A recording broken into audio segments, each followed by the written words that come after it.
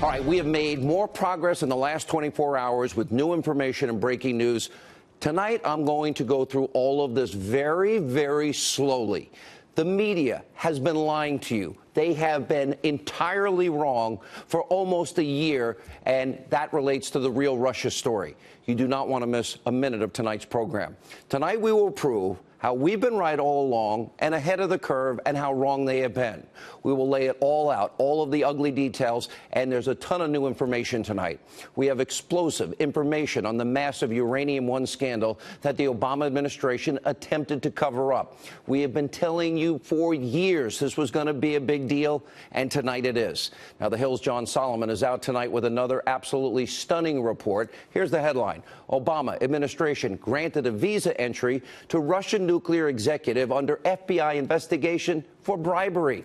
Now, according to this new report, the Obama administration actually granted a temporary work visa to this top Russian official in 2011. Then they renewed it in 2014, even after there was overwhelming evidence this official was involved in a criminal scheme that involved racketeering, bribery, extortion, money laundering.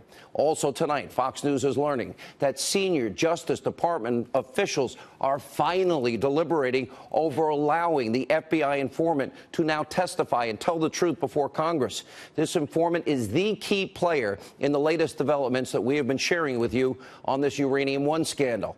And as John Solomon and Sarah Carter have reported, the informant helped uncover a Russian nuclear bribery, as I said, bribery, kickback, extortion, money laundering, criminal enterprise, which began 1 year before the approval of the Uranium One deal, before it was approved. Now, of course, all of this evidence was kept secret from Congress by the Obama administration on purpose. Now, because this eyewitness signed a non-disclosure agreement, that prevented him from telling Congress and the American people the truth. Now, in addition to all of this, The Hill and Circuit News are reporting that the same FBI informant also has evidence of Russians trying to influence the Clintons specifically. This is on top of what we already know about the Clintons' role in Uranium One. The Hill's reporting that Bill Clinton tried to get State Department permission, remember, his wife was running this, to meet with a Russian nuclear official while the Uranium One deal was actually being approved by the Obama administration. And we can't forget, just before the deal, what did Bill get? He pocketed $500,000 in a speech from Moscow. That was double his normal speaking fee. And during that meeting, he was advocating for Uranium One, and he sat down with Vladimir Putin. Now, I want to add one other point here, and this is important. You want to talk about a real Russian conspiracy? Listen to this. The bank that was paying Bill Clinton, when you pay attention to this, that bank was connected to Putin, and that bank also had financial interest in Uranium One. And there's more. According to a Hill report published last night after Hillary Clinton became the Secretary of State, Russian spies purposely tried to gain access to Hillary, her top aides, and the former President Bill Clinton. Now, the report notes that one Russian spy who was successful actually got a job with a major Democratic donor and actually was arrested and deported. Now, there's Peter Schweizer's book. Remember Clinton Cash? We were the first to bring that to your attention. It exposed how $145 million in donations poured into the Clinton Foundation while Hillary was Secretary of State, while she was approving the Uranium One deal. Now, this is what people all across this country and all of you corrupt people in the media, you should all be angry about this tonight. Now, because of all of the evidence of wrongdoing earlier today, finally, prayers answered. House Republicans announced that key committees will finally be launching investigations into this corrupt bribery Uranium One kickback deal. Take a look. We do have a witness who is a confidential informant who wants to talk about his role in this, and we're in contact with the Justice Department to release him from a non-disclosure agreement. If that doesn't work out in timely fashion, then we obviously would be able to subpoena him.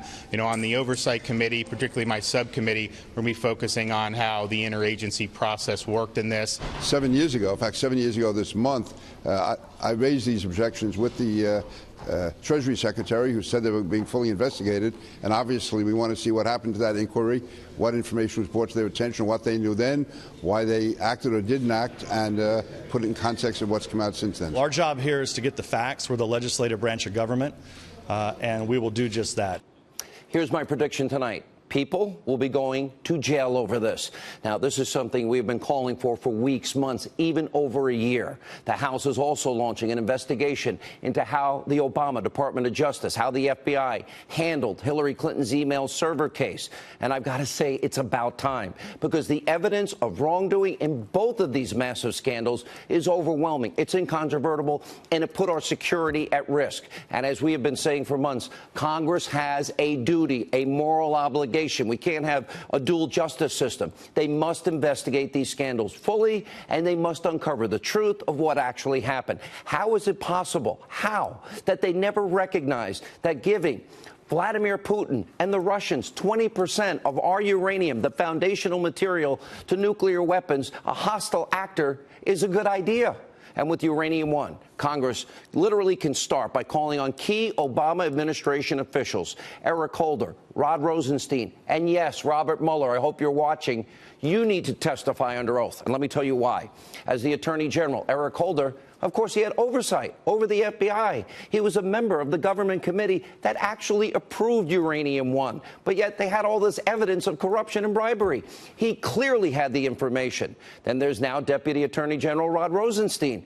Well, he was actually in charge of this FBI investigation into this Russian bribery and money laundering scandal. And finally, Special Counsel Robert Mueller. Back in 2009, he was the FBI director. This is when the Bureau, the FBI, so clearly had this information. He has conflicts of interest.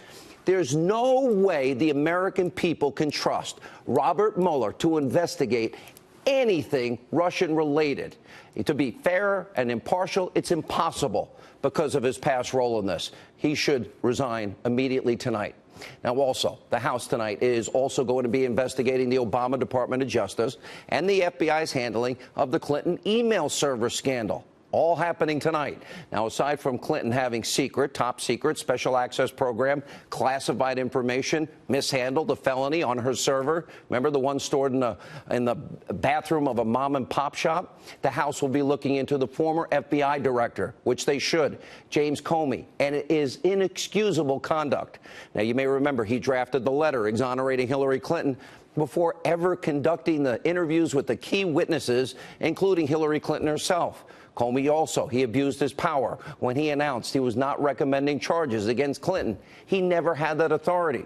And we've got the Attorney General, former Attorney General, Loretta Lynch. Remember the tarmac meeting with Bill Clinton days before Comey's decision. And like we've been saying, it's about time. These are all serious issues. All need to be investigated fully, and those involved need to be held accountable.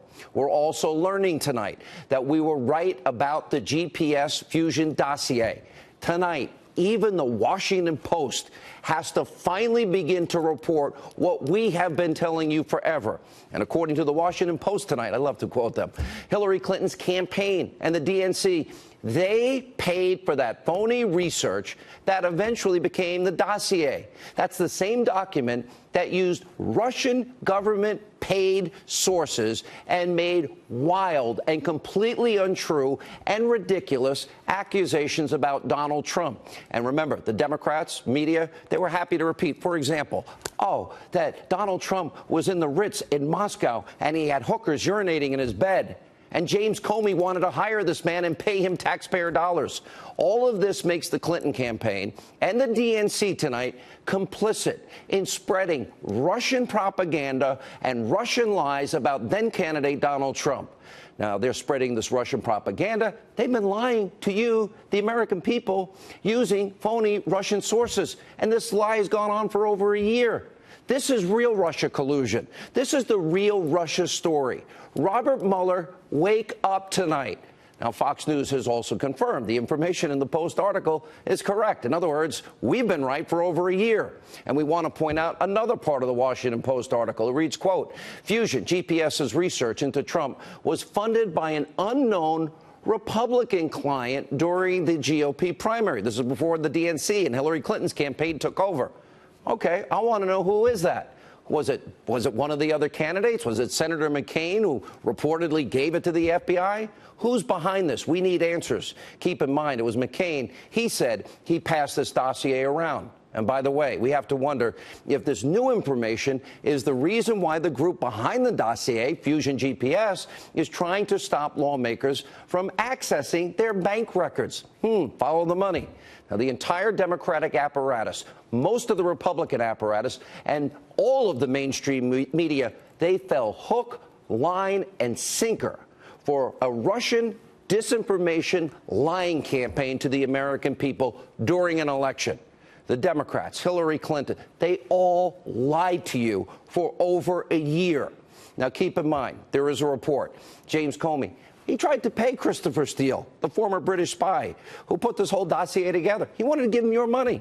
And tonight, predictably, the new DNC chairman, Tom Perez, he's like, I didn't do this. He's denying he had any personal involvement with the dossier. You're going to hear a lot more of those denials in the days to come. We'll continue to follow that story. Also tonight, very important report. And that is pathetic, weak, gutless, spineless, never-Trumper establishment Republican forces all lashing out against the president today. Now, Senators Bob Corker, we have little snowflake, whiny Jeff Flake, and John McCain all bashing the president. Instead of doing what? Focusing on passing tax reform for the forgotten men and women in poverty on food stamps and out of work in this country. Take a look. I was one of those that hoped that, he would rise to the occasion as president. And he has not risen to the occasion. It's very evident to me. It's obvious his political model and governing model is to divide. It's a sad place from my perspective for our nation, and I think that the worst of it is going to be just the whole debasing, if you will, of our nation. We must stop pretending that the degradation of our politics and the conduct of some in our executive branch are normal. Reckless, outrageous, and undignified behavior has become excused and countenanced as telling it like it is.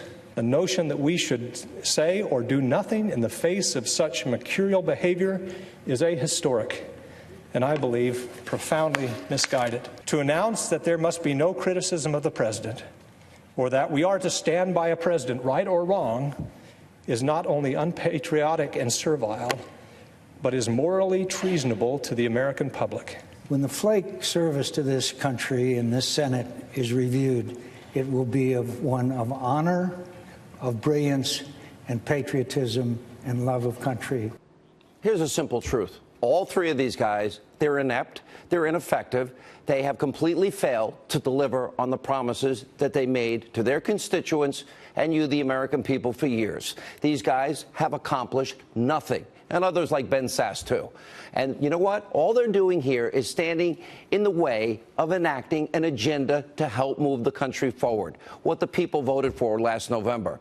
And they're trying to be martyrs in the process. You want to be martyrs? You guys go right ahead. Here's my answer to all of you tonight. Good riddance, happy trails. Don't let the door hit you on the way out of town.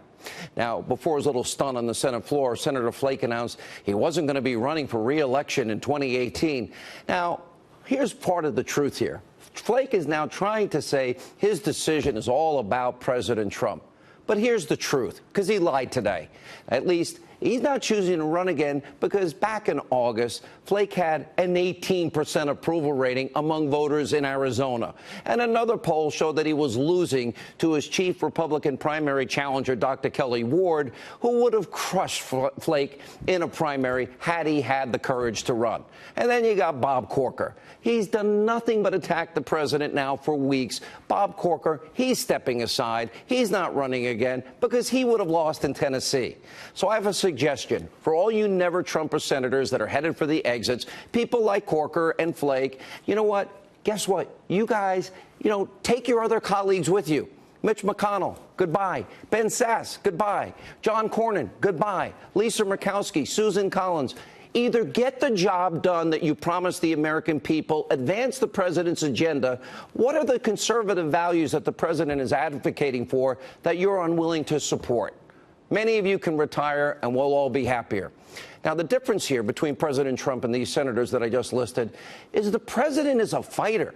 He's fighting for what he believes in. I like somebody fighting for the American people.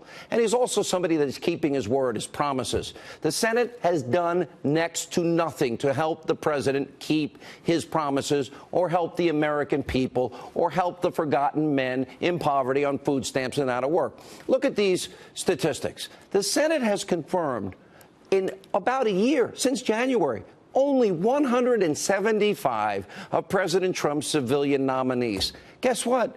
229 have yet to be confirmed. How many vacations do these guys take?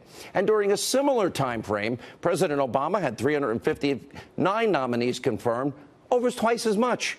And listen to this. Through September of this year, the House of Representatives, and I have disagreements with them at times, at least they do their job. They have passed 308 bills that originated in that chamber, and of those 308 bills that the House of Representatives passed, the Senate has passed 34.